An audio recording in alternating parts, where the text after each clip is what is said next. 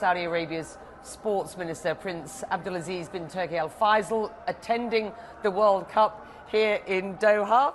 And he joins me now live on set. Are you over it yet? Not yet.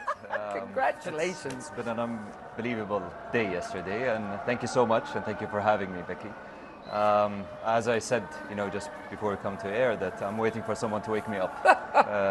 It's been an unbelievable result, but the team really played well. Yeah. We prepared for 3 years for this day.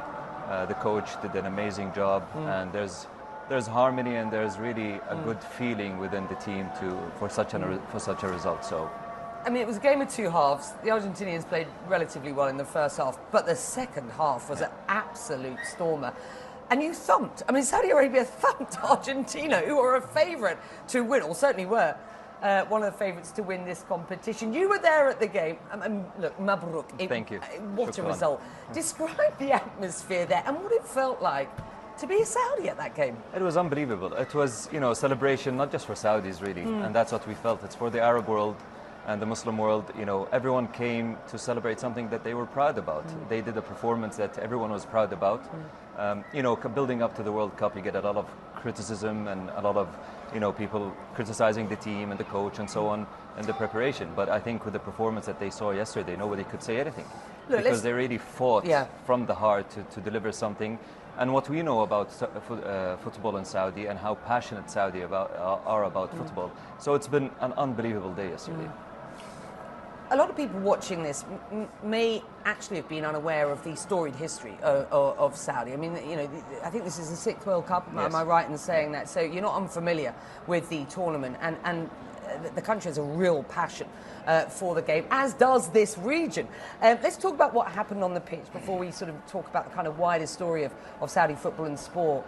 Yasser Al-Sharani, your left back, will undergo surgery after clashing into the goalkeeper yesterday. How's he doing? He's fine. Yesterday they took him to the hospital. He has a fractured bone in the face, and they have to do surgery on him. So he's okay. He was awake. He was, we went to him. He's going to be all right. He's going to be fine. Alhamdulillah. What's really interesting about this Saudi team, you said they've been training for 3 years for this. They've worked really hard for it. All the players play in the domestic league. The players that we saw out there for Argentina yesterday, almost to a man, play in the European top leagues. I mean, I think there's a couple who play in the Argentinian league. What does that say? What does the performance of those players for Saudi and those players who play in the domestic league say about the quality and the sophistication of that league? Well, we've invested a lot in sports in the past couple of years, and this showcases the results.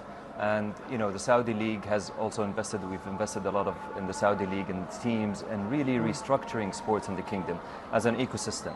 And how do we make it as professional as anywhere else in the world? Because we know that Saudis are passionate about sports. When I started in the Olympic Committee, we had 32 federations. Today we have 97 federations with different sports, and sports that we did not know Saudis actually play. So there's a lot of investment in sports, and it's for the people. It showcases that it's something good for the people to get into, and the results showcase in the tournaments that we compete in. Even in Asia, we've qualified in our top of our league. We've competed in the Club Asian Cup, and we won it twice in the past 3 or 4 years. So it's been a constant effort in the past couple of years to really invest in the proper way with the international standards on how to develop sports in the kingdom.